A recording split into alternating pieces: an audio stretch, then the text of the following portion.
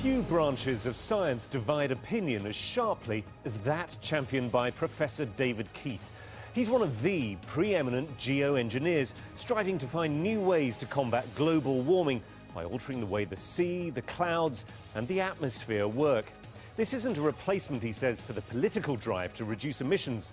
But is geoengineering a cost-effective emergency stopgap before the effects of climate change become irreversible? Or a dangerous leap into the unknown?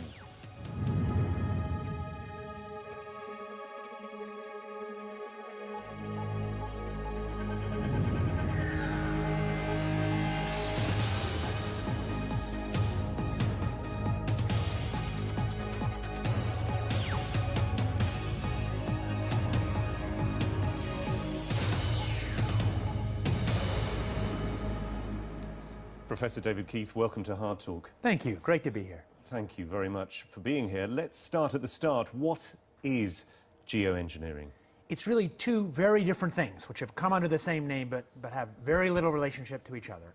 One is ways that we would alter the amount of sunlight the Earth absorbs, and so cool the planet, partly offsetting the effects of carbon in the atmosphere, and that's called solar radiation management, or in some technocratic way, SRM. And the other one is to take carbon out of the atmosphere, so-called carbon dioxide removal. So it's both reducing emissions or dealing with the growth in emissions by taking the carbon dioxide out of the atmosphere, but it's also trying to prevent those emissions getting to us in the first place. I'd say the thing that really is unusual and rightly scary is the idea that we can directly alter the climate by reflecting away some more sunlight. And that's scary because we have extraordinary leverage as humans. Our science technology, for better or for worse, has granted us that. So with very tiny amounts of money or effort, we could alter the world's climate by putting these reflective particles, say, in the stratosphere. And that has profound implications, right up to big geopolitical implications. Before we get on to solar radiation management, let me ask you about the carbon dioxide removal. A Royal Society report here in the United Kingdom back in 2009 said that no method of carbon dioxide removal has yet been demonstrated to be effective at an affordable cost with acceptable environmental impacts. And they only work to reduce temperatures over very long timescales. It doesn't sound as if at the moment it's feasible. I think that's exactly right, and I can say that both as an author of that report and as somebody running a startup company trying to capture CO2 from the air. So it's inherently true that anything you do either to reduce emissions, which we must do if we want to avoid climate risk, that is, we must cut emissions around the world, or to take CO2 out of the air, inherently acts slowly because CO2 builds up in the atmosphere over a century. It's a long time scale. So how far are we away from some sort of technology which could do this in a way that is effective, is not too expensive, will work in a way that can be rolled out across the planet? So technologies for removing CO2 from the air, in this case I've got to speak as somebody running a small company doing that. I think there are small niche markets where I and some of my competitors might succeed soon, but I view our job as trying to build a tool which humanity may or may not use over the next half century. I don't expect to see really big application anytime soon. In that case, do you think it is more exciting, this other idea of solar radiation management, where you try and in some way reflect the sun's rays away from planet Earth? Exciting, I guess, is the word. I mean, it certainly presents more immediate security challenges and governance challenges in a way that's very different. Well, I want to come on to those, but I want to explore, first of all, the science of it in terms of how it can work, whether it's feasible, how much it costs. Is SRM, solar radiation management, the path which looks as if it's more viable at the moment? No, I think it's impossible to say which is better. The fact is they're both different tools that we need to try and manage the overall climate risk, just as is cutting emissions. And there's no way to say that one is better. They do different things in the climate system in different ways. Explain to me, first of all, though, before we get into the pros and cons of it, how solar radiation management might work. So conceptually, it's simple. The Earth is in some kind of balance where we absorb sunlight and we radiate it away as infrared. And what CO2 is doing by warming the climate is making it harder for that infrared to get out. If you reflect away a little more sunlight by adding reflective aerosols, tiny particles, say, to the upper atmosphere. And how do you do that? You could do it with aircraft, for example. The doing it is probably not the hard part, but you could use aircraft or other methods to deliver literally tons or millions of tons of very small particles to the upper atmosphere. One way, sort of spraying them out at a high altitude. Correct. And one thing this does is to mimic what volcanoes do, at least in some crude way. So large volcanoes put sulfur into the upper atmosphere, and those cool the planet.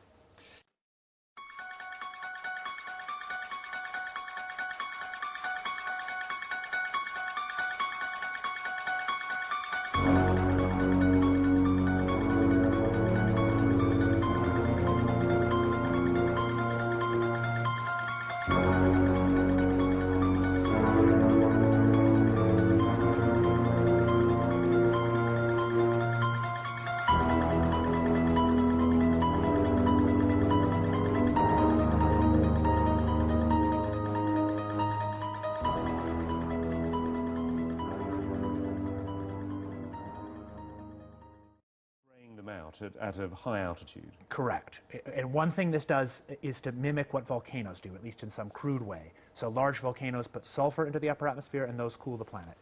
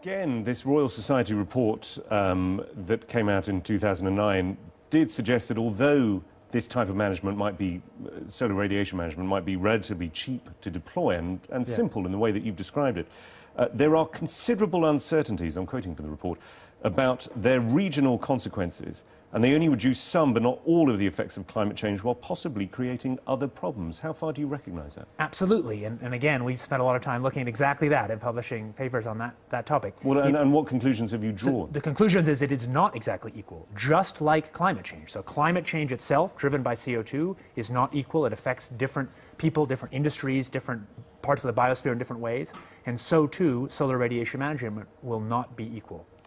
I guess the problem could be that if you ended up or a country ended up having a scheme whereby they had solar radiation management over their country, but the effect was that the country next door ended up getting a lot less rainfall, which is one of the feared consequences of this, then you could almost end up with a cause for conflict. Yes, I think this is precisely where the sort of hard geopolitical issues arise. I mean, to put it in a kind of crude way, whose hand is on the thermostat? Essentially, the scientists and technocrats, including myself, I guess, are helping to invent a thermostat knob. But it's much easier to invent the knob than to figure out who should be in charge of it in a world with many states.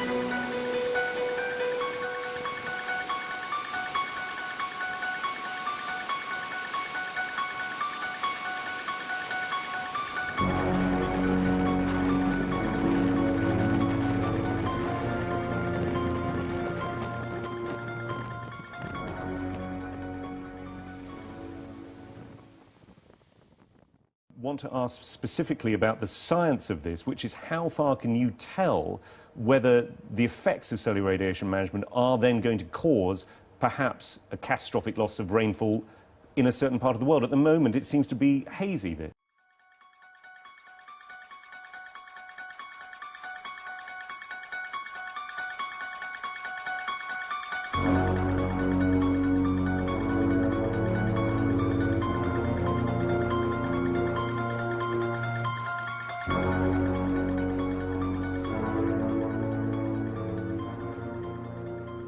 People should be concerned about cheap technologies that can manipulate the entire planet's climate. But don't be so sure which way the public outcry went. So we actually ran a survey almost a year ago now that took data, high quality data, from 1,000 people in the UK, Canada, and the US to try and understand public support for research on these technologies and what kind of political leanings influence people's decision to be for or against. And in fact, we found pretty broad support for research.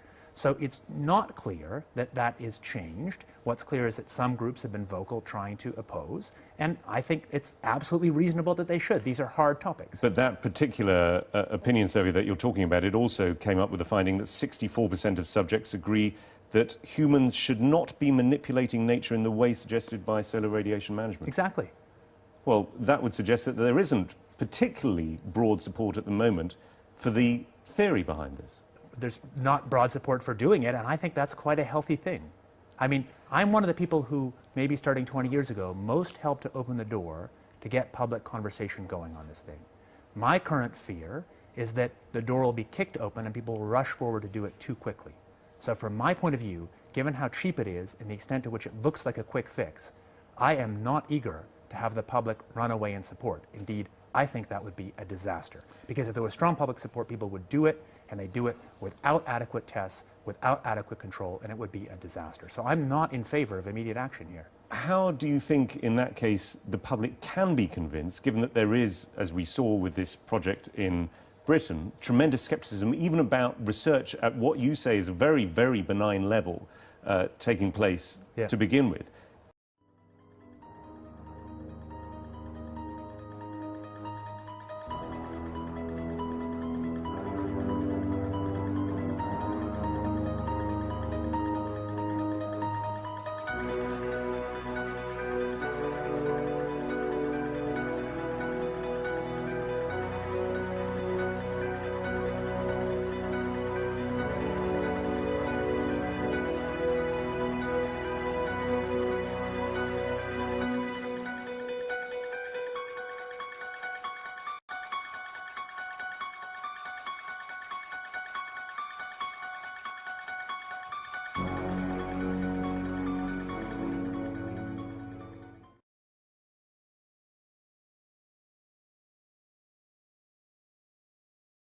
Public opinion will evolve over a long time, and from my point of view, the goal is to try and make that public opinion be able to be shaped by facts as well as possible, and also shaped by people's values about nature, values about poor versus rich, etc. And I have no preconceived notion about what the right answer is, except that we look seriously at these options because there appears to be kind of prima facie evidence that they actually would provide remarkable level of protection, both for nature, which we don't otherwise protect very well here, and for some of the poor people in the world who will be most affected by climate change. All that would be fine if it were just a question of looking at whether this science could be effective. Yeah. But of course, we also exist in a political world, and this is something that you say needs to work alongside a cut in emissions. The problem, the inherent problem with this technology, surely, even if it were to work, is that it would remove the political will for there to be agreement on a cut in emissions. So the inherent problem with seatbelts is it removes some of the incentive to drive slower. Seatbelts also save a lot of lives. Is that really an argument against seatbelts?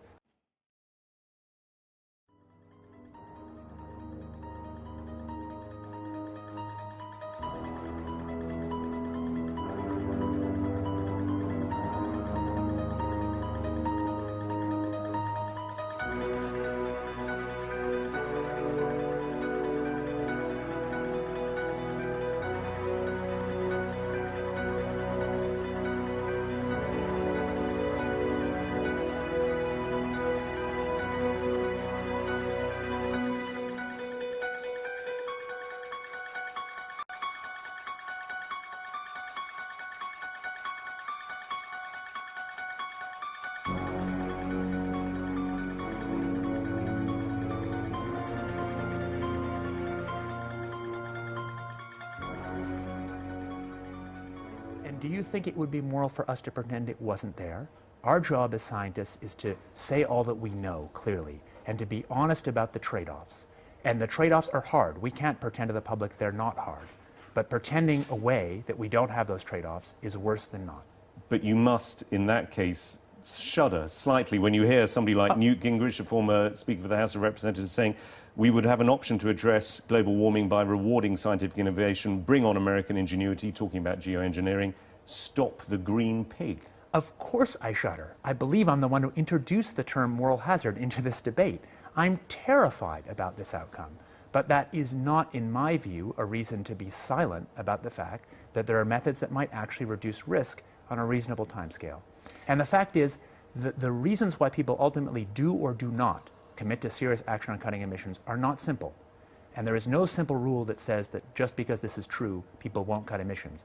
The opposite is also possible. People's reaction may be, if the scientific techno-weenies are so concerned about climate change they're considering messing with the whole planet, then we should take it seriously and actually cut emissions.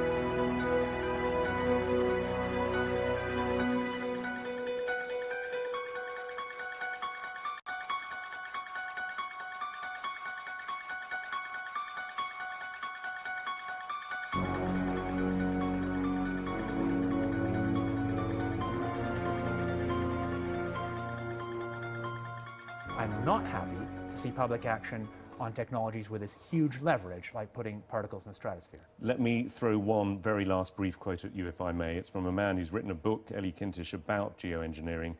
Geoengineering is a bad idea whose time has come. Do you share that emotion? I think in many ways, yes. So there's no question we must cut emissions. And there's no question that some people, as you had the Richard Branson quote, imagine that we can just make all the technological fixes happen so it's free and we don't have to do anything. I think that's naive.